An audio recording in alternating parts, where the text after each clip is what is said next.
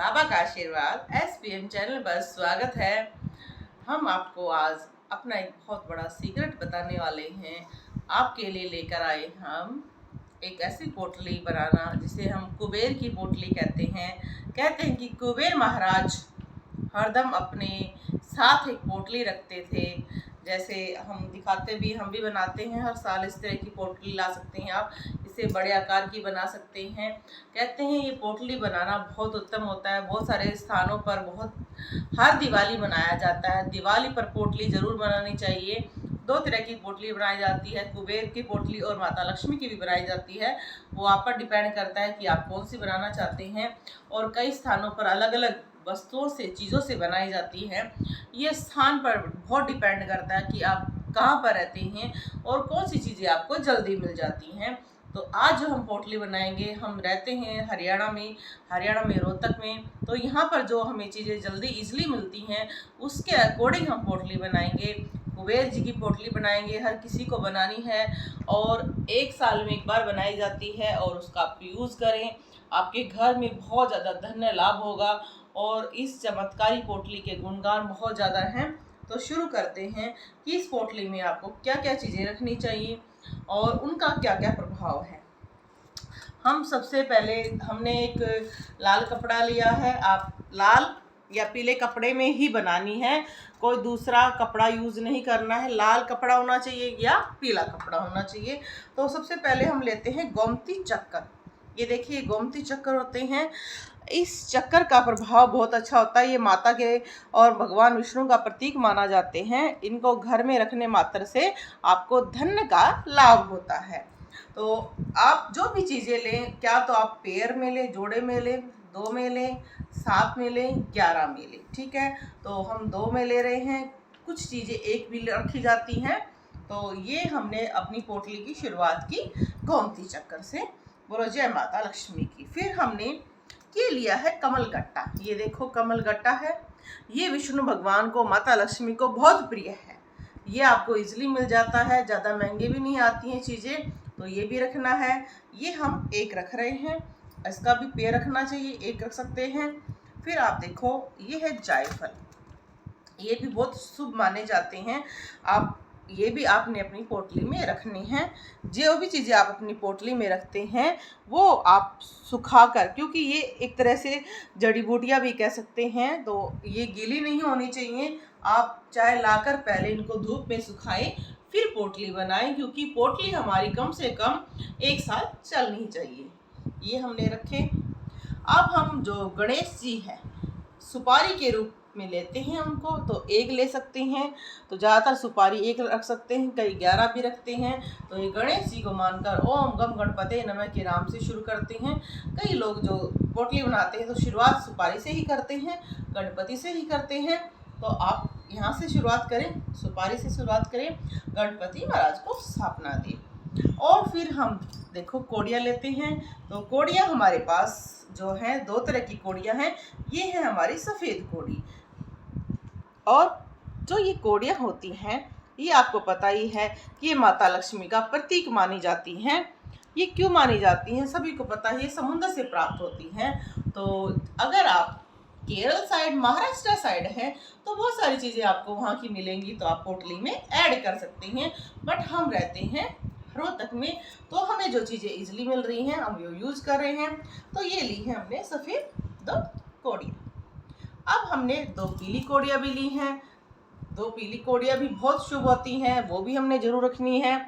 और माता लक्ष्मी का प्रतीक है। ये देखो येलो है, आपने ध्यान रखनी है, वाइट और येलो ही करनी है, दूसरी रंग की कोई कोड़ी नहीं होनी चाहिए है। अब हम आपको दिखाएंगे गुंजा। ये देखो ऐसी गुंजा होती है। ये आपको सब कुछ मिल जाएगा। पूजा, जहाँ आप पूजा का सामान लेते हैं वहाँ पर ये सारी चीज़ें मिलती हैं। ओहो, ये देखिए देखिए देखिए, हाँ ये है हमारी गुंजा। ये भी हमने लेनी है। और 2 हमने गुंजा ली हैं। आप गुंजा दे सकते हैं, नेगेटिविटी को दूर करता है सब कुछ, आपके घर में पॉजिटिविटी लेकर आते हैं। अब हम लेंगे हल्दी। हल्दी 2 प्रकार की ले सकते हैं आप। एक काली हल्दी भी आती है और ये सिंपल हल्दी है, येलो हल्दी है। तो हल्दी की गांठ लेनी है, हल्दी नहीं लेनी है, क्योंकि ये प्योर फॉर्म में होती है, सात्विक होती है, खराब भी नहीं होती है। ठीक है, और अगर आपको काली हल्दी इजीली मिलती है तो वो भी आप यूज कर सकते हैं, तो ये जरूर करें। हल्दी हर घर में होनी चाहिए इस रूप में भी। हम अगर खाते नहीं है इसको कोई बात नहीं, पर किचन में भी होनी चाहिए और मंदिर में भी होनी चाहिए और पोटली में तो होनी ही चाहिए। अब हम लेंगे लौंग। अब लौंग का बहुत सारे लोग अपनी पोटली में 11 लौंग रखते हैं, कोई 2 रखता है, कोई 7 रखता है, 9 रखता है, ये आप पर डिपेंड करता है। पर लौंग में सावधानी रखनी है, ये फूल जरूर होना चाहिए, खंडित लौंग नहीं यूज करनी है। ये जो भी हम चीज़ें यूज कर रहे हैं ये खंडित नहीं होनी चाहिए, आप इस बात का ध्यान रखेंगे। लौंग का बहुत फायदा होता है, घर में नेगेटिविटी को दूर करता है और इसको कहते हैं कि ये शक्ति का प्रतीक माना जाता है, इसलिए ये हमारी पोटली में होना बहुत ज़रूरी है और ये इजीली मिलता है। और इसके बाद हम देखते हैं इलायची। इलायची माता लक्ष्मी को बहुत प्रिय होती है, तो बहुत सारे लोग माता लक्ष्मी को बहुत प्रिय होती है, बहुत सारे लोग खीर बनाते हैं, इलायची ज़रूर डालते हैं, माता लक्ष्मी को भोग लगाते हैं और इसकी जो खुशबू होती है वो पूरे घर में होती है, बहुत प्रिय है ये, आप इसका भी ज़रूर यूज़ करेंगे। बोलो जय माता लक्ष्मी की। ये देखिए वैजयंती माला श्री कृष्ण भगवान को सबसे प्रिय होती है। कहते हैं ये पहली माला थी जब श्री कृष्ण भगवान ने राधा रानी के लिए बनाया था, तो इसका घर में रहना बहुत शुभ होता है और पोटली शुभता के लिए ही बनाई जाती है, तो हम जरूर रखेंगे। और अब हम देखो ये है हमारा श्रीयंत्र। श्रीयंत्र है ये हमारा। इस श्रीयंत्र को भी हम अपनी पोटली में रखेंगे। श्रीयंत्र क्या होता है? सबसे पहले शंकराचार्य जी ने श्रीयंत्र की सिद्धि प्राप्त की थी, उन्होंने ही ये यंत्र की स्थापना की थी, उन्होंने ही माता लक्ष्मी की जब साधना की तब इस यंत्र को बनाया। कैसे माता लक्ष्मी को उन्होंने सिद्ध किया और जो कनक धारा स्रोत का पाठ किया, तो ये आपके घर में होना बहुत ज़रूरी है। देखो छोटा भी लेकर आ सकते हैं, ऐसा नहीं है कि ये जितना बड़ा होगा उसका उतना अच्छा प्रभाव होगा। ये अगर हमारे घर में है, चाहे छोटा हो या बड़ा हो, ये हमारे लिए बहुत उत्तम है। अब आपको दिखाते हैं कि कुछ चीज़ें जो हमें ऐड जरूर करनी है। तो आप देखें कि हमारी जो पोटली है उसमें अगर आप ये चाहते हैं कि सिक्का बहुत ज़रूरी है, सिक्का होना चाहिए, चांदी का होना चाहिए, तांबे का कर सकते हैं या सोने का। आप इसमें स्टील का नहीं डालेंगे, अगर आप स्टील का डालेंगे तो आपको प्रॉफिट 10% भी नहीं होगा, फिर आप मत कहना कि हमने ये पोटली बना कर रखी थी और हमें लाभ नहीं हो रहा है। तो सिक्के दो ही होने चाहिए, क्या तो आप 2 या 3 ये लगाओ। कौन कौन से धातु के सिक्के होने चाहिए? चांदी का, सोने का, तांबे का, पीतल का, इस तरह का आप यूज़ कर सकते हैं, बट आप स्टील का नहीं यूज़ कर सकते। आप छोटा ले सकते हैं, वो छोटे भी आते हैं, कोई दिक्कत नहीं है।